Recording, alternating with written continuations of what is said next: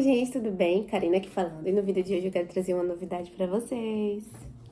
Na verdade, vou mostrar. Tcharam! Tô grávida! Gente, tô muito feliz por compartilhar isso com vocês. Pra quem não entende o contexto, chegou aqui pela primeira vez, eu compartilhei a minha experiência fazendo a cirurgia de miomectomia cesárea para remoção de um mioma grande que eu tinha. Eu não encontrei muita coisa na internet, então eu fiz um vídeo bem detalhado da minha experiência da cirurgia, né, do meu pós-operatório. Também de um ano depois, e teve muita interação, muitas mulheres se identificaram e agradeceram por eu compartilhar, porque realmente tinha muito pouco na internet. E, em paralelo a isso, algumas das dúvidas e ansiedades da gente que faz a miomectomia cesárea será que poderia ter filhos? Então, aqui está, né? Existe essa possibilidade muito real, graças a Deus, gente. E aí, eu quero trazer para vocês essa experiência. Lembrando, essa é a minha experiência, eu tô compartilhando para a questão de ter uma informação aberta aqui, mas cada uma, né, tem a sua. O que eu tenho, você pode não ter e vice-versa, tá? Então, o importante é a gente se comunicar e crescer juntas nessa comunidade aqui que acabou se formando, né? Então, vou contar um pouco dessa experiência agora, né, com a descoberta da gravidez e de tudo associado a isso. Primeiro, para começar pela expectativa, tá? A minha médica deixou bem claro que não tinha como ela garantir que eu poderia engravidar. Por quê? E vou falar com as minhas letras, com as minhas palavras. Como ela cavou com o útero para poder tirar o mioma, né? Tira o útero ali, move, cavou com a pálpebra todo para poder, né? Ver se acha algum outro mioma e retira. Ela não tem como garantir que a parede uterina que fica vai ter suporte e forma, e o útero, né? Vai ter a forma suficiente para poder segurar uma gravidez. Então, ela não tinha como garantir que ia dar certo. Então, ela me deixou com expectativa zero, sabe? Nula. Nem que sim, nem que não. Ela disse que poderia acontecer, como poderia não acontecer. E aí a gente faz o quê? Se apega à fé de que, né, Deus vai prover. Aí vem a questão das tentativas. O que aconteceu? Eu comecei a fazer as tentativas a partir do 8º mês. Por quê? As médicas orientam a partir do 6º, não começar a tentar e não demorar muito para não voltar mioma. Eu esperei até o 8º mês e mioma voltou. Mas só o que acontece? Eu esperei porque eu tenho muitas sensibilidades na região. Minha cicatrização, quem assistiu o vídeo, né, anterior, sabe que eu tive algumas complicações ali, minha limite de dor é um pouco diferente, tá? Eu sou mais sensível. Então eu quis deixar minha cicatrização ser 100% para aí eu começar a tentar. E daí eu comecei a tentar no 8º mês, que foi quando eu comecei também a voltar a fazer caminhada e tudo mais. E depois de 4 meses tentando, no 5º mês eu consegui. Só que assim, o período de 4 meses tentando, sendo que eu fiz testes, eu tive sintomas aparecendo como se eu estivesse grávida. E eu acho que foi associado à questão do meu corpo mesmo, relacionada à miomectomia, que é a sensibilidade aqui embaixo, sensação de inchaço. É muito parecido com a menstruação, né? Então, ficou muito parecida ali. Existia muito anseio da minha parte, e aí eu comecei a ficar um pouco apreensiva nesses 4 meses. Eu me lembro que no 5º mês eu fiz até uma oração pedindo a Deus, testemunho. No 5º mês eu fiz uma oração falando com Deus assim, se fosse da vontade dele que eu tivesse uma minha pra cuidar, que ele me abençoasse, que eu queria cuidar de uma minha aqui na terra. Mas que se não, que eu seria feliz mesmo se ele não me desse, porque eu saberia que era o melhor pra mim. Eu fiz essa oração sincera, sabe? Porque eu já tava 4 meses tentando fazer um teste e dando negativo. Então eu entreguei pra Deus e falei, não vou ficar triste se não for. Mas se for, vou ficar extremamente feliz. Mas se não for, não vou ficar triste. Sabe aquela oração assim de entrega? E realmente descansei. E eu já tava grávida, eu não sabia. Mas aí, enfim, tentei tardiamente, no 5º mês consegui, mioma voltou, e uma das dúvidas que pairava na minha mente e agora? Será que o mioma pode atrapalhar o crescimento do meu bebê? O que eu vou te passar é o resumo das respostas dos médicos que eu me consultei. Primeiro, o mioma quando volta, ele não cresce aceleradamente. Então, o ideal é que você engravide logo, com ele pequenininho, para poder ele não atrapalhar o crescimento do seu bebê se ele crescer muito. E a depender da parede que ele tá, a parte da parede do útero que ele tá, ele sim pode atrapalhar a fecundação. Mas no meu caso, ele era intramural, então não atrapalhou, não iria atrapalhar. Os médicos me deixaram tranquilo referente a tentar engravidar. E depois que eu engravidei, quando eu pergunto aos médicos sobre a questão do mioma, se ele tá crescendo ou não sei o que, eles falam, Karina, não se preocupa com o mioma, ele tá num lugar que não atrapalha. Se por acaso ele atrapalhar o bebê, a gente vai tá identificando aqui na ultrassom, porque a ultrassom foca em cuidado com o bebê. Então, meio que tá dizendo assim, não se preocupa agora com o mioma, não. Eu não consigo. Eu fico preocupada, tá? Falando bem a verdade aqui. Toda vez que tem oportunidade na ultrassom, eu quero perguntar se dá pra ver o mioma, se o mioma tá atrapalhando, tal, porque, né? Existem casos do mioma crescer. Então, mas nesse caso, o meu específico não tá atrapalhando, não tem problema. E a bebê tá aqui.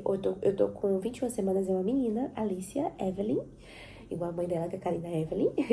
E aí, ela tá com 21 semanas, ou seja, isso significa 5 meses e uma semana.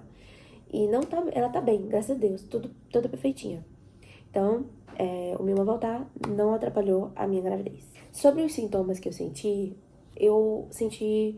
a princípio, sintomas muito associados à menstruação e muito parecidos com o do mioma que eu tive. Porque era inchaço na região da parte de baixo, uma sensação de bolota e urina toda hora. Então, eu fiquei com medo quando eu tava sentindo os sintomas de ser ou mioma, ou algo pior, né? Ou o bebê. O bebê era uma esperança, né? Os outros dois eram medos. E eu lembro que eu identifiquei isso fazendo academia, porque eu voltei a me cuidar, né?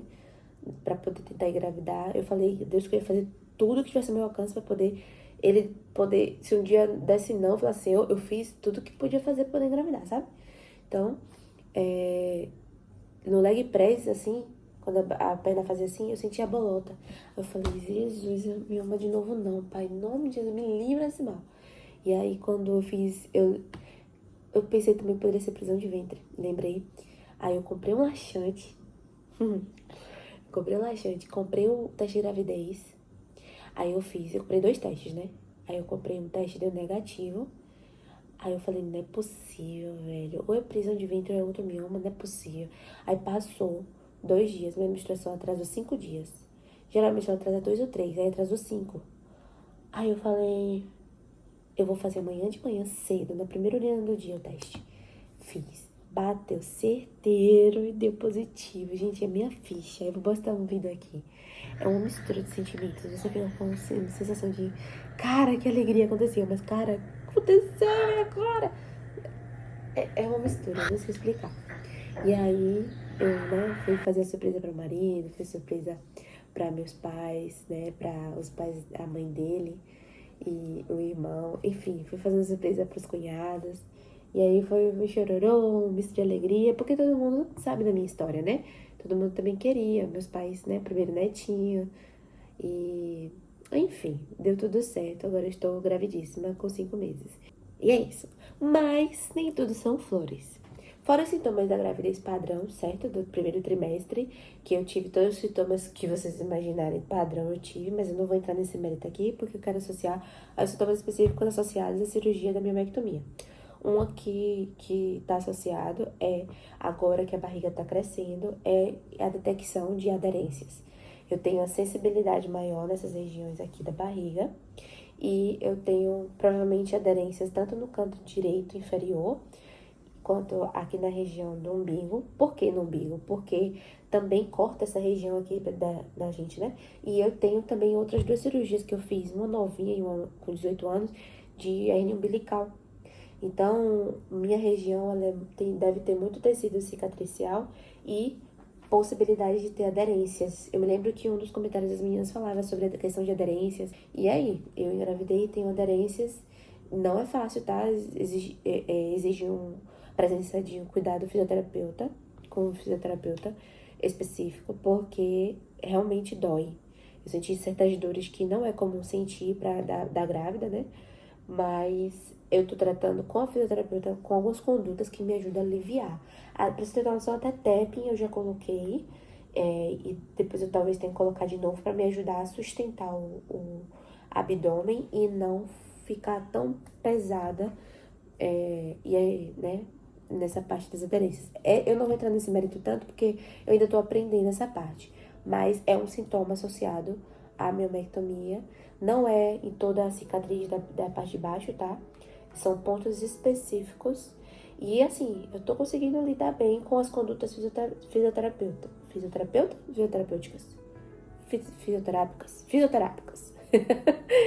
Então, eu tô conseguindo lidar bem com as condutas fisioterápicas. Enfim. No mais, eu só agradeço demais a Deus por esse presente, por essa princesinha que tá aqui crescendo e por me dar esse presente de ser mamãe. Mas lembrando que caso o seu caso seja de ainda espera, que esse exemplo sirva de fé, pra você ter fé, porque realmente eu tive fé, eu entreguei pra Deus e eu fiz a minha parte, sabe? Me cuidei, mas independente de qualquer coisa, se tiver que ser, será, se não tiver que ser, não será, mas você será feliz dos dois modos, em nome de Jesus, porque é plano de Deus pra sua vida, tá bom? É o que eu falo, existe dificuldade no caminho com a realização daquele desejo que a gente tem e no caminho sem a realização daquele desejo que a gente tem. Qual caminho é melhor, só Deus sabe. Então, por isso que eu confio em entregar na mão dele. E, obviamente, estou muito feliz que ele realizou esse sonho. Mas eu fui muito sincera na minha oração. E eu quero ajudar você a também ser assim. A tentar ser feliz, independente da resolutiva. Então é isso. Eu espero que esse vídeo chegue como um abraço pra você e renove a sua fé, sua esperança. Fortaleça você, não importa qual seja a decisão, não importa qual seja a sua situação, tá bom? Você é importante, sua vida é importante. Se ame mesmo, se cuide mesmo. Um beijo e até o próximo vídeo.